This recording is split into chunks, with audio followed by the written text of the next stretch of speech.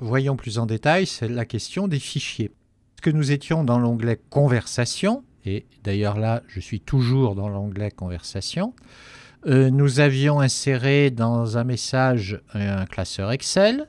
Nous avions inséré un fichier de projet, l'aide de project, dans l'email qui avait été envoyé de l'extérieur.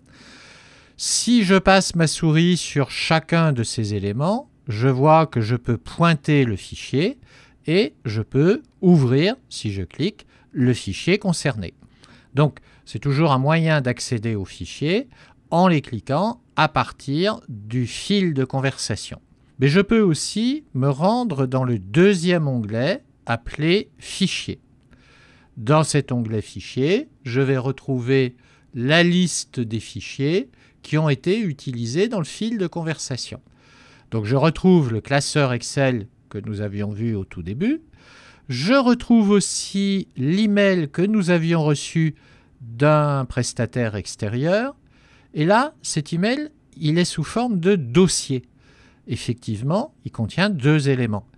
Je vais cliquer le lien email et j'ai d'un côté, à l'intérieur de ce lien, le fichier qui avait été transmis en pièce jointe, le projet réalisé grâce à Microsoft Project, et d'un autre côté, avec l'extension EML, le contenu du mail proprement dit, que je pourrais d'ailleurs ouvrir de cette façon-là.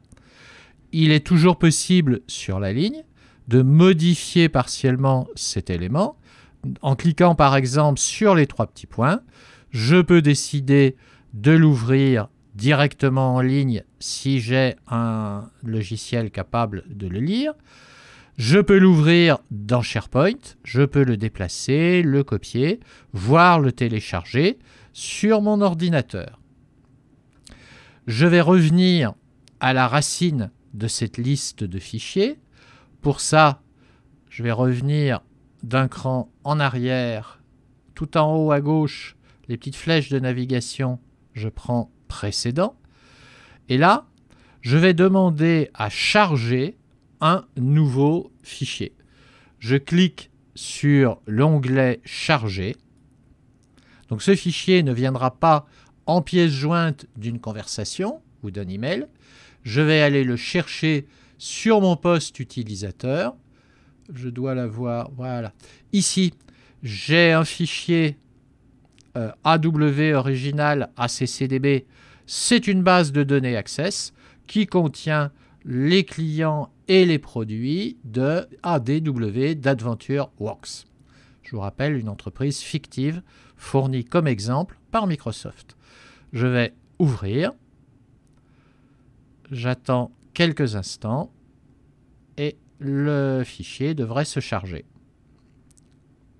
Je vois d'ailleurs tout en haut à droite, j'avais bien l'indication téléchargement et une petite flèche qui tournait. Voilà. Alors, ça, c'est un fichier Access. Il a bien une extension ACCDB qui représente les extensions des fichiers Access. Mais le logiciel Access n'est pas prévu dans les versions online. Donc, si vous n'avez pas Access sur votre ordinateur, vous ne pourrez pas l'ouvrir. D'ailleurs, l'icône ici est une icône générique. Il faudra le télécharger sur votre ordinateur, puis l'ouvrir avec le logiciel Access. Par contre, il en va différemment si vous possédez la version online, par exemple celle qui est prévue pour Excel, qui permettrait d'ouvrir directement le fichier. Je vais d'ailleurs reprendre le lien chargé. Je vais vérifier dans mes documents. Voilà, j'ai bien un AW produit, un classeur Excel, AW produit, je le sélectionne, je l'ouvre, téléchargement d'un fichier, voilà, et j'ai bien la feuille Excel, enfin le classeur Excel, AW pour AdventureWorks, produit, qui contient la liste de tous les produits proposés par la société AdventureWorks. Le logo Excel est visible. Je peux donc cliquer sur AW produit et ouvrir ce fichier. J'attends quelques instants. On va ouvrir la version online d'Excel et voilà le contenu de mon fichier. Encore une fois, fichier fourni par Microsoft dans ses fichiers d'exemple de base de données. Donc, fichier tout à fait fictif. Tous les utilisateurs du canal pourront consulter et ouvrir ce fichier. En haut à droite, je peux maintenant, alors bien sûr, demander à modifier éventuellement le contenu du classeur, soit online, soit sur mon poste utilisateur. Je peux aussi le fermer. Je décide de fermer ce fichier.